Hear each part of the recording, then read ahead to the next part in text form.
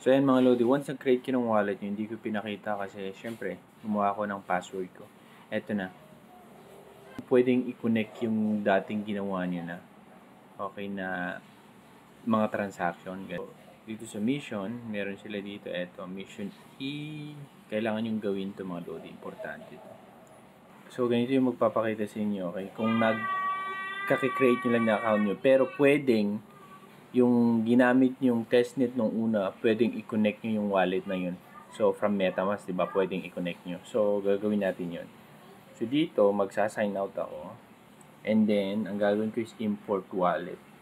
Ayan. So, kailangan yung kunin yung private key or mnemonic address. Ngayon, private key lang yung nasa MetaMask. So, yun lang yung kukunin nyo. Tapos, i-transfer nyo dito. Okay, paano nyo kukunin yun? Okay. So, eto mga Lodi, sa extension. Okay, dito, yung MetaMask, kapag click ko ganyan, okay, hanapin mo dito yung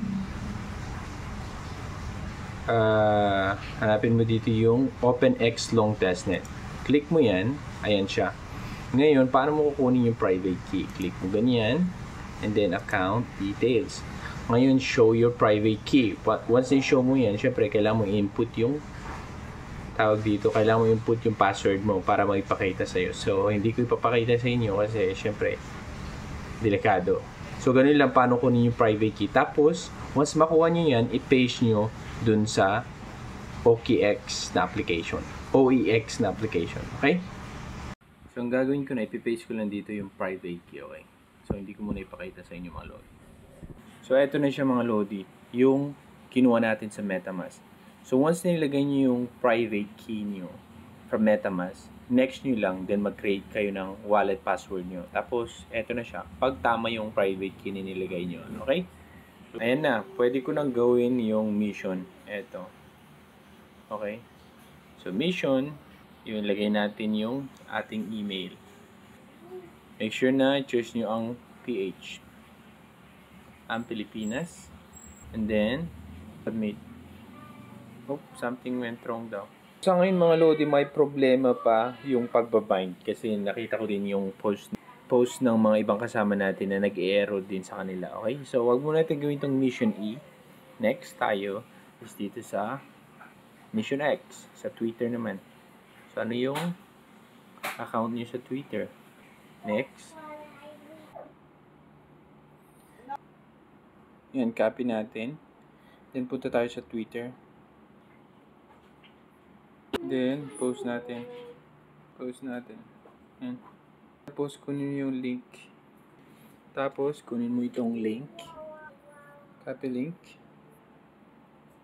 Balik ka dito. Paste mo.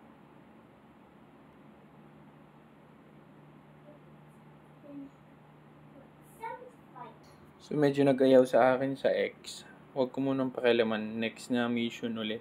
So, complete your task in Telegram naman to. Send the following command to. So, ito yung bot. Start. Paste natin yung you have binded the address. Ayun, na-bind na natin. Punta tayo dito. Na-check na siya, okay. Okay, dito sa L naman, mission L. Itong mission Z. So, yung mga may USDT dyan, pwede namang pasa-pasa. Okay? So, yun mga Lodi, yun lang ang hindi ko natapos. Depende sa inyo kung anong gagawin yung mga Lodi. Pero yun lang ang problema sa akin. Sa Mission X pala, isa pa.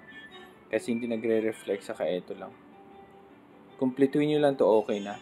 So, update lang tayo kung anong progress mga Lodi sa akin. Dito sa Mission E, na-bind ko na siya. So, andito yung balance ko from Satoshi app. Ayan siya, OEX. Make sure na tama yung email address saka yung region nyo, okay?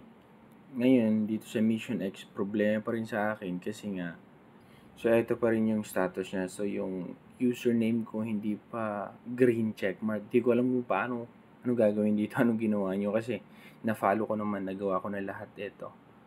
Nasa baba, follow, join, try ko na yan. Na-download ko na din yung OAX. Kaso lang, Hindi ko alam itong OpenXCD kung ano ba gagawin dyan. Okay.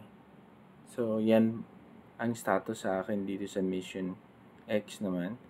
Ngayon, dito sa Mission T, gawa ko na yan dun sa Telegram. Tapos, Mission L. So, itong Mission L, mga Lodi, dapat may 1 USDT, 1 AGI, and then 1 UX para ma-check lahat yan. At saka yung Mission Z, okay, clarification to. Ito yung sinend nila nung nag-test ako.